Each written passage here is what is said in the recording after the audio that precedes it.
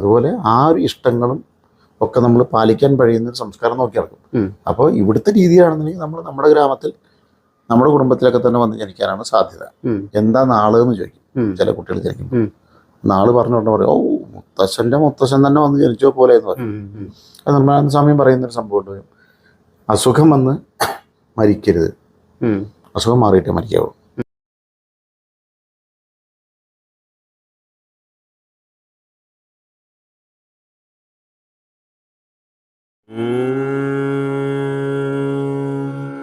നമഃ ശിവായ.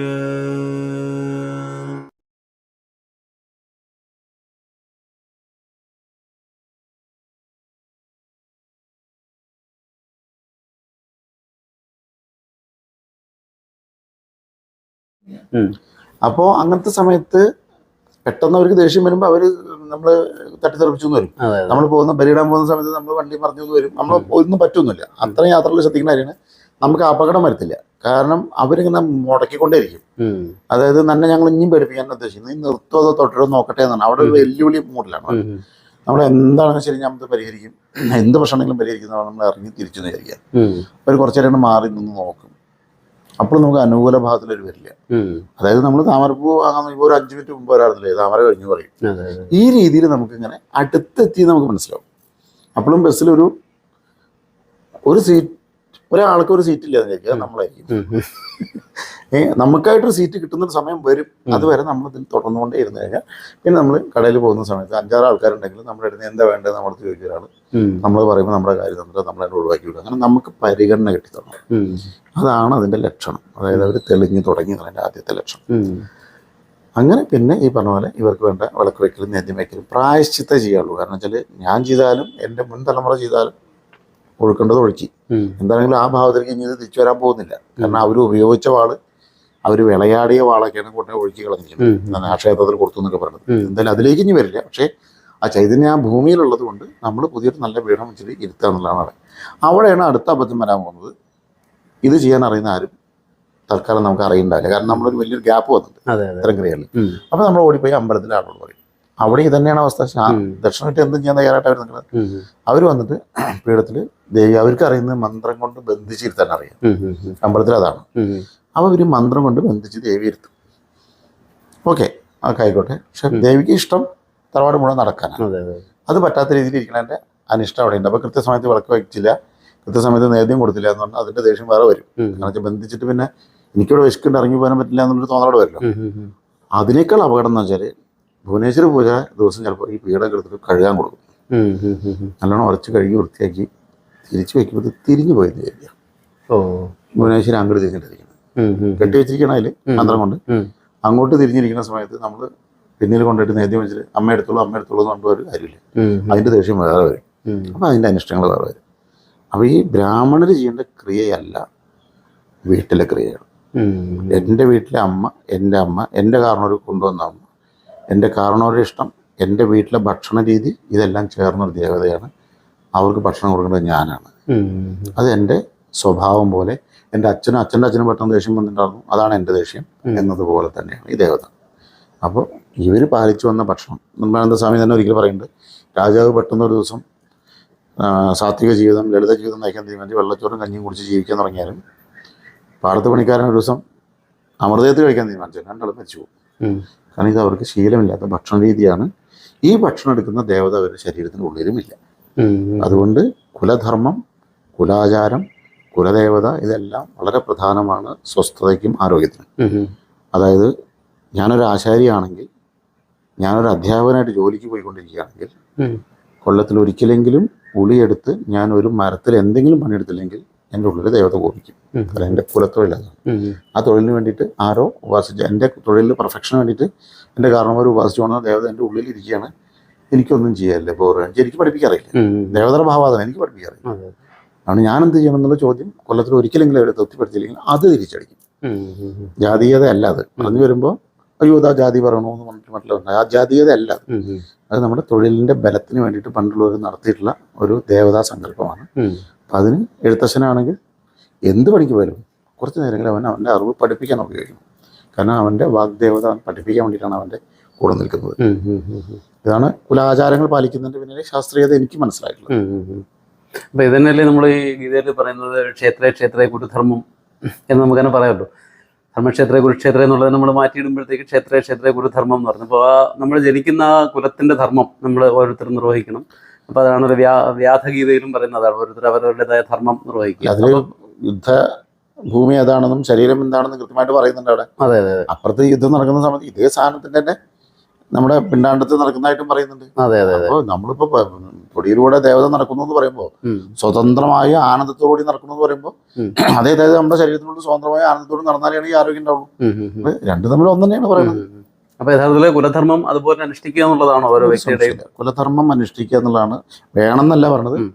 സ്വസ്ഥതയും സമാധാനവും സമ്പത്തും ഐശ്വര്യവും വീട്ടിൽ കുട്ടികളുണ്ടാവലും അവർക്ക് അസുഖം ഉണ്ടാവാതിരിക്കലും ഒക്കെ വേണമെങ്കിൽ ഈ ഒരു സിസ്റ്റമാണ് ചെയ്ത്, ഈ മണ്ണിൻ്റെ സിസ്റ്റമാണ്. നമ്മൾ മുസ്ലിം നിയമം ഇംപ്ലിമെൻ്റ് ചെയ്തുള്ള സ്ഥലത്ത് നമ്മൾ ട്രൗസർ ഇട്ട് ഡാൻസ് ചെയ്യുമ്പോൾ ചിലപ്പോൾ വെടിവെച്ച് കൊല്ലും. അവിടുത്തെ ധർമ്മം അതാണ്. കാരണം അവിടെ നിയമം അതാണ്, കാലങ്ങളായിട്ട് പാലിച്ചു പോരുന്ന നിയമം അതാണെങ്കിൽ അത് നമ്മളവിടെ പാലിക്കേണ്ടി വരും. അതുപോലെ നമ്മുടെ ഈ മണ്ണിൻ്റെ ധർമ്മം കാലങ്ങളായി നമ്മൾ ഇവരുമായി വെച്ചിരിക്കുന്ന കരാർ ഇതാണ്. അപ്പം അതിനോട് ചേർന്ന് ജീവിച്ചാൽ നമുക്ക് തൽക്കാലത്തേക്ക് ഞങ്ങളുടെ വീട്ടിൽ നിന്ന്, അല്ലെങ്കിൽ ചിലർ പറഞ്ഞിട്ടുണ്ട് അപ്പുറത്തെ വീട്ടിൽ നിന്ന് പോലെ ജോത്സ്യം വന്നിട്ട് പറഞ്ഞിട്ട് എല്ലായിടത്തും ഒഴുക്കിയതാണല്ലോ, ഇത് അവർക്കൊരു കുഴപ്പമില്ല, ആൾ അമേരിക്കയിലാണല്ലോ ജോലി, വേറെ ഇംഗ്ലണ്ടിലാണ് പറയും. ഇത് അവന്റെ ബലമല്ല, അവന്റെ കാരണവന്മാരുണ്ടാക്കിയ ബലം തൽക്കാലത്തേക്ക് അവന് കിട്ടിയിരിക്കുകയാണ്. അടുത്ത തലമുറയിൽ അവൻ വീഴാൻ പോകുന്നുണ്ട്.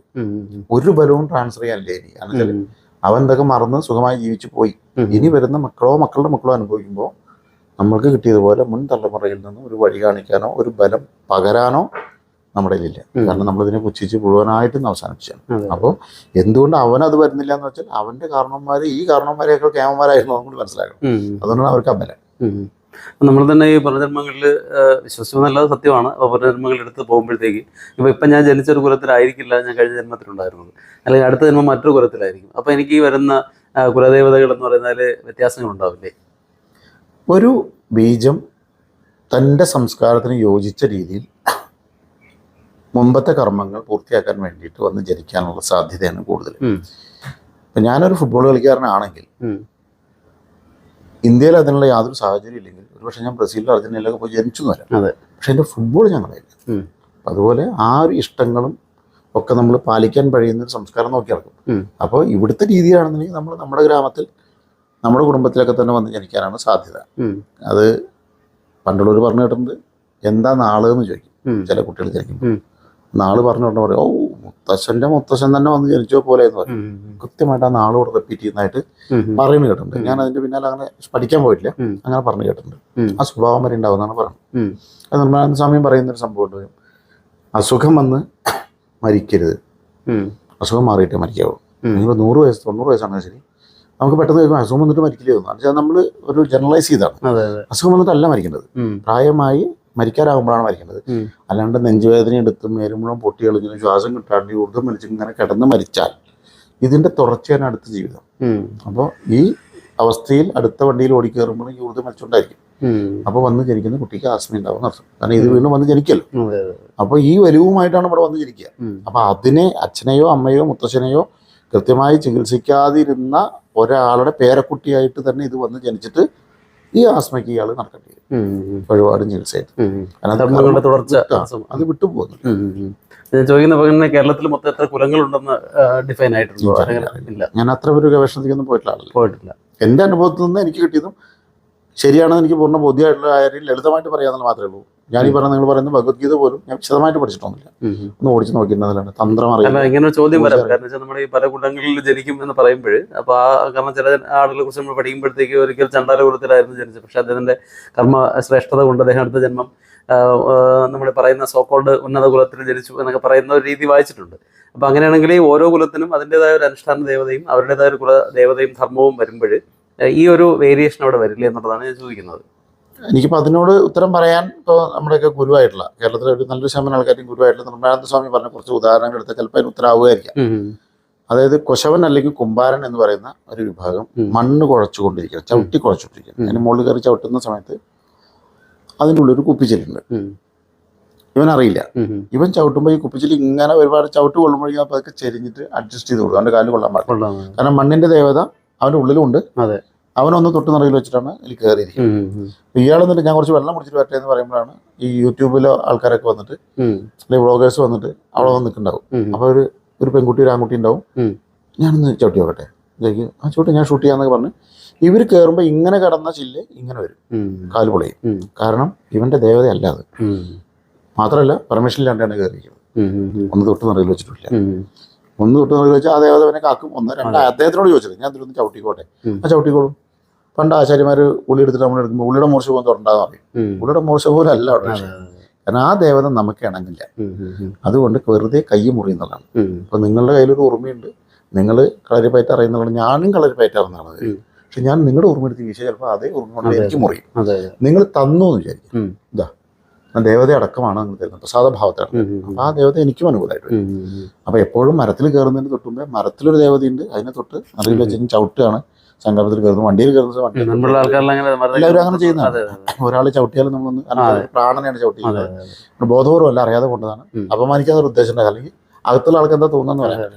അപ്പൊ അങ്ങനെയുള്ള ഒരു അനുഷ്ഠാനം നമ്മുടെ ജീവിതത്തിൽ മൊത്തത്തിലുണ്ടായിരുന്നു. പേന പോലും എന്റെ സമ്മതമില്ലാതെ നിങ്ങൾ എന്റെ പോക്കറ്റിൽ നിന്ന് പേന വലിച്ച് എഴുതാൻ തുടങ്ങുമ്പോൾ പെട്ടെന്ന് കാറ്റടിച്ച് പേപ്പർ പറഞ്ഞു പോയി. നിങ്ങൾ ആ പേപ്പർ എടുക്കാൻ പോകുമ്പോൾ പേന താഴെ നിന്ന് അത് എടുക്കാൻ പോകുമ്പോൾ ചിലപ്പോൾ നിങ്ങൾ വീണ് ചിലപ്പോൾ നെഞ്ചിൽ കുത്തി കയറി ചിലപ്പോൾ മരിച്ചു എന്ന് വരാം. കാരണം അത് സമ്മതമില്ലാതെ ഒരു ദ്രവ്യവും ഒരാളുടെ കയ്യിൽ നിന്ന് എടുക്കരുതെന്നാണ്.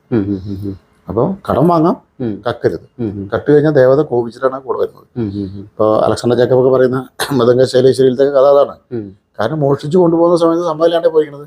ഒരുപക്ഷെ അവൻ തന്നെ പ്രാർത്ഥിച്ചിട്ട് എന്റെ കൂടെ വരണം അമ്മയെന്ന് പറഞ്ഞ് വിളിച്ചിട്ട് ചിലപ്പോൾ ചിലപ്പോൾ കൂടെ പോയി എന്ന് വരും. അപ്പൊ അതുകൊണ്ട് വിത്തൗട്ട് പെർമിഷൻ ഒരു കളിക്ക് നിൽക്കുക. പുതിയ പല കേസുകളും തെളിയത്തില്ല.